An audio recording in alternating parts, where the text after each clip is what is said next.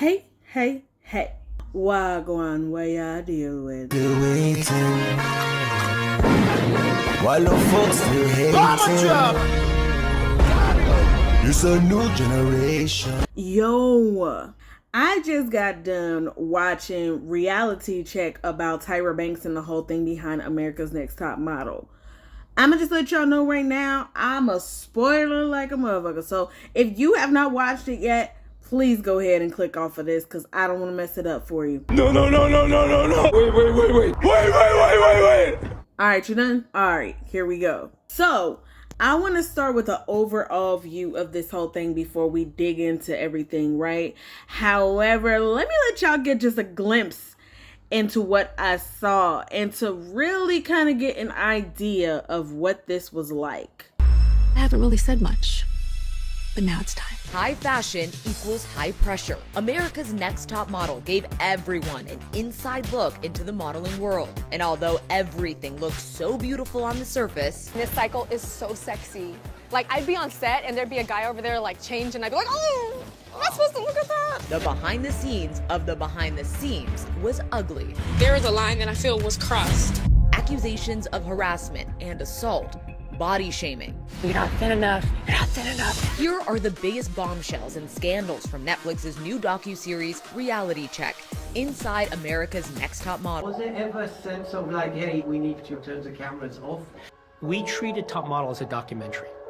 And we told the girls that on day one. People have told me one season that she got a gap created in a girl's mouth. Girl, that is absolutely ridiculous.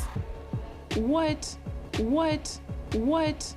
I've actually apologized for the issue with Danny and what happened. That was between a rock and a hard place for me because there were agents that would tell me she will not work with those teeth. It's just not gonna happen. That's what they told me.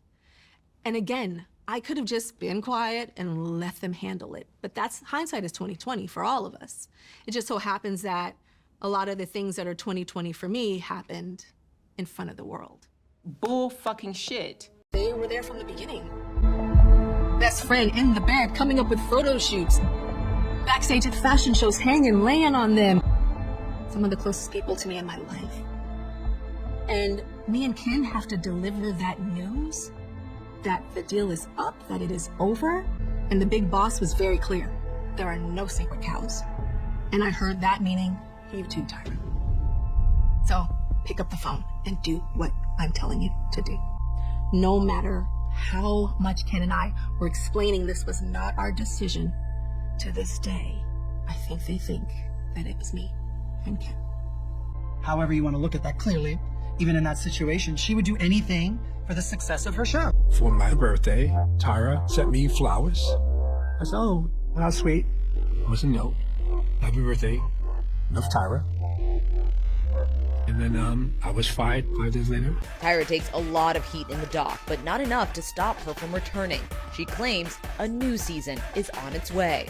You have no idea what we have planned for Cycle 25. All right, here we go. So first of all, I feel like a lot of people don't understand that Tyra was who she was for the time. Now, there's a lot we can look back at now and say, what the fuck? What was that? But I think that at the time, nobody batted an eye, nobody said anything, and nobody made a big deal about it. And it's kind of like reading through history with the lens of 2026. Because then what we would do, we would change the intention, the idea, everything about something that at that time was what it was. So I'm gonna just say this as it relates to America's Next Top Model, and I guess I've given myself away already.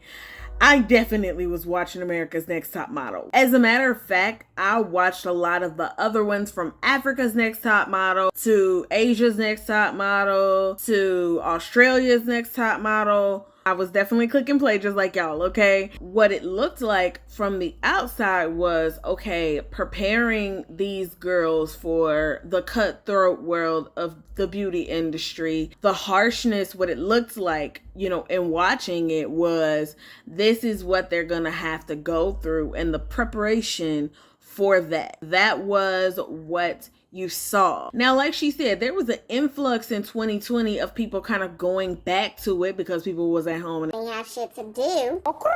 People were kind of like, oh my God, this stuff was terrible. Looking at a lot of this stuff through the lens of cancel culture and everything like that, a lot of things are a lot more sensitive during this time period. Now, a lot of shit, and I'm gonna be honest with you, was just fucked up. If you want to talk about everything that happened with Ebony, the indirect discrimination against her as a dark-skinned girl, especially with the short haircut and everything. The whole thing as far as her being not just a brown-skinned black girl, but one who may have had stronger features. Really, the intention to kind of soften who she was really kind of was something that I think if it happened during this time period would have been very different. And again, we're talking about the time, because at that time there wasn't a whole lot of black girl magic, the intense love for chocolate ebony skin.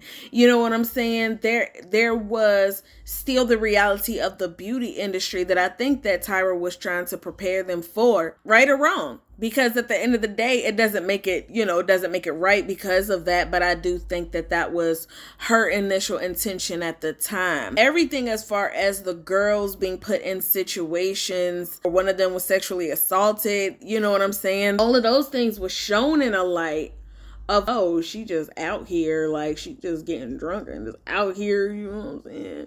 Like, oh my God, she cheated on her boyfriend and some more shit. There was a lot of things that we didn't see that it was like, oh, they did this shit for ratings. Like, whoa, that shit was crazy. Them changing their race and all of that stuff. And then it's like, oh, they did it because they needed to kind of shock their ratings awake. Got you. What was the most interesting to me was really seeing some of the stuff that the Jays talked about, because, you always seen them as Tyra's kind of left and right hand. But I think getting to the point where her and Mr. J wasn't even really talking, and then getting to the point where she just fired them and Nigel. I think that there was so much going on in the background. One thing that we should understand about Hollywood, but I think we act like we don't, is that, you kind of got to kiss the ring. When there's a situation where you are trying to be in a position like she was trying to be in, sacrifices come along with the game. And I think that that's one thing that probably we didn't really understand just how deep that went. Should have understood, because we know how many other people did some shit that didn't make sense to us. And we like, why does such and such do this and that? And it ain't no reason that they gonna present to the public, because they doing it for a whole nother reason. And I think when Mr. J said, she would do anything for her show, I think that was spot on. If you watched it more than one episode, a couple of the cycles, watching it is something that'll help you to be able to understand, because there was a lot behind what we were looking at that we didn't know. I've been looking online all today. Some people have been saying, well, I feel like Tyra didn't really apologize. Uh-oh. I think that she gave those specific apologies, like, she apologized to certain people for, what she felt like she did wrong. But I think overall her role in this documentary was to say, I recognize that I didn't do everything right. I don't think that it was to apologize. I think it was to say I would have done things differently if I had known better at the time. There was a lot of things that were, damaging to the image of Black women that she did, but she didn't stand alone in the world of reality TV in that being the case. As a matter of fact, there were a lot more damaging images in reality TV. Ultimately, overall, I'm glad that they put it together. I'm glad that they came and spoke out about a lot of the things that happened. I'm glad that the former models got a chance to come out and say, this is what it was like. When I won, I thought I was going into having my own career and everything was going to be all of this stuff. Like, okay, everything I went through in this house is going to be worth it.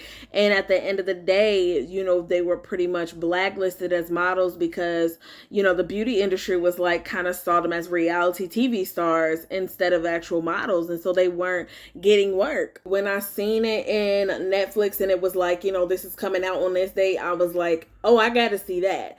Because I feel like anything that you spend an extended amount of time watching, if they give you a chance to look into the background of it and understand it. But I think if she owes anybody an apology and or explanation, it definitely was her colleagues that worked on the show with her that ended up just getting flat out fired, the Jays and Nigel and everything. Because I feel like if anybody kind of stuck with her through those moments that it was like, what you doing, Tyra? But they just kept rocking with her, it was definitely them. The fact that it's just like we haven't really heard from her, she just kind of has excommunicated herself, is, if anything, the biggest disappointment. But I just had to get on here and talk about that. I know I didn't did a whole lot of yapping, but I just wanted to get on there and talk about that because I just fresh got done pressing stop on it.